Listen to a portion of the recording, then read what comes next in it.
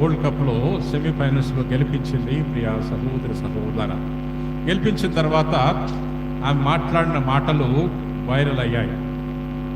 ఫేస్బుక్లో కానీ, మరి యూట్యూబ్లో కానీ, ట్విట్టర్లో కానీ, ఇన్స్టాగ్రామ్లో కానీ, ఈ సోషల్ మీడియాలో ఆమె మాటలు బాగా వైరల్ అయ్యాయి. ఏమేం చెప్పింది? మొట్టమొదట, నేను ఇన్ని రన్స్ సాధించడానికి, మన భారతదేశాన్ని గెలిపించడానికి ప్రధానమైన కారణము నా ప్రభు. ఆయన యొక్క శక్తి వలనే నేను గెలిచాను.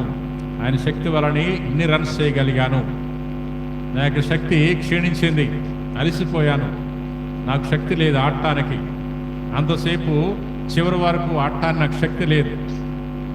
అప్పుడు నేను ప్రార్థన చేసుకున్నప్పుడు ప్రభువు నాకు తెలియజేశాడు, అక్కడే నిలబడు, నీ తరపున నేను పోరాడుతా, నీ తరపున నేను ఆడతాను అని ప్రభువు తనకు తెలియచేశాడని ఆ యొక్క యువతి జెమిమా రోడ్రిగ్స్ ఎంతో గొప్పగా సాక్ష్యం ఇస్తుంది. ప్రియా సహోదర, నేను రాత్రి 11 గంటల సమయంలో క్రికెట్ మ్యాచ్ అయిన తర్వాత ఈ ప్రపంచానికి తన యొక్క సాక్ష్యాన్ని పలుకుతుంది.